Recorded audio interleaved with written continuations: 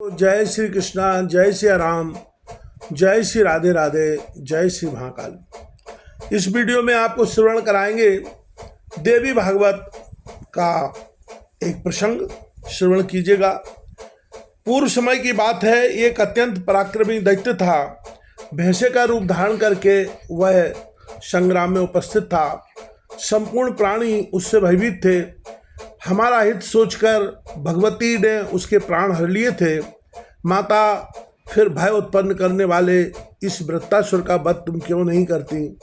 महिषासुर के समान ही शुम्भ भी बड़ा बलवान था।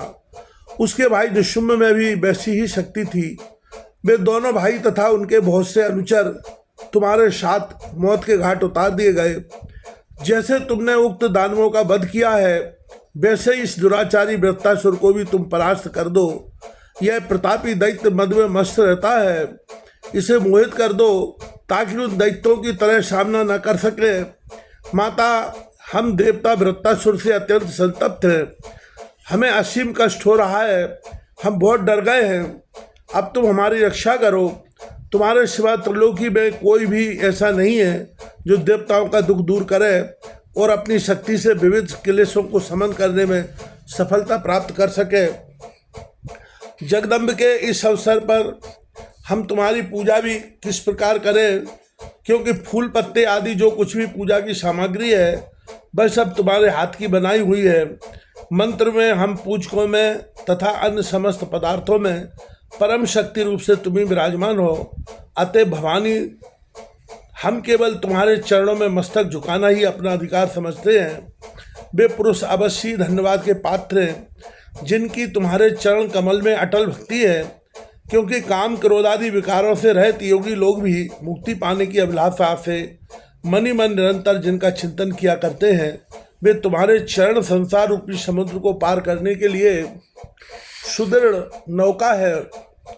संपूर्ण वेद के पारगामी यज्ञ कराने वाले जो विप्र हैं, उन्हें भी धन्यवाद है।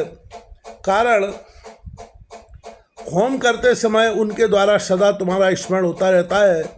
देवताओं को संतुष्ट करने के लिए स्वाहा और पितरों को संतुष्ट करने के लिए स्वदा, इन शब्दों का जो उच्चारण होता है वे तुम्हारे ही नाम तो हैं। मेधा, कांति, शांति तथा मनुष्यों के महान मनोरथ पूर्ण करने वाली विख्यात वृद्धि भी तुम ही हो। इस त्रिलोकी का सारा वैभव एकमात्र तुम्हारा है। अपने सेवकों पर कृपा करके तुम उन्हें सदा शक्तिशाली बनाया करती हो। व्यास जी कहते हैं, राजन, इस प्रकार देवताओं की स्तुति करने पर भगवती जगदम्बा सुंदर रूप धारण करके उनके सामने प्रकट हो गई। उनके पतले शरीर को संपूर्ण भूषण विभूषित कर रहे थे। पाश, अंकुश और अभय मुद्रा से संपन्न उनकी चार भुजाएं थीं। किंकड़ियों से शब्द हो रहे थे। रेशमी सूत्र से बंधा हुआ कटिभाग अत्यंत मनोहर जान पड़ता था। कोयल के समान मधुर उनकी बोली थी। उनके पैरों में घुंघरू बज रहे थे। खंड चंद्रमा जिसे सुशोभित कर रहा था, ऐसा मुकुट वे मस्तक पर धारण किए हुए थी। उनका मुख कमल मंद मुस्कान से भरा था। उनके तीन नेत्र अनुपम छवि बढ़ा रहे थे। उनके प्राय सर्वांग पारिजात के फूलों से ढके थे। वे लाल रंग के वस्त्र पहने हुए थी। उनका शरीर रक्त चंदन से चर्चित था। दया की समुद्र में देवी प्रसन्न होकर हंस रही थी। समस्त श्रृंगार उनके श्री विग्रह को सुशोभित कर रहे थे। संपूर्ण द्वैत भाव को प्रकट करने वाली उन पराशक्ति से किंचित मात्र अविदित नहीं है। आगे वेद व्यास जी भगवान देवी भागवत महापुराण में कहते हैं, सबकी रचना करने वाली वे देवी अखिल अधिष्ठान स्वरूपणी हैं। संपूर्ण वेदांत उन्हीं को सिद्ध करने में सार्थक होते हैं। उनका विग्रह सतचित और आनंदमय है। देवता सामने खड़े हुए भगवती की ऐसी झांकी पाकर उन्हें प्रणाम करने लगे।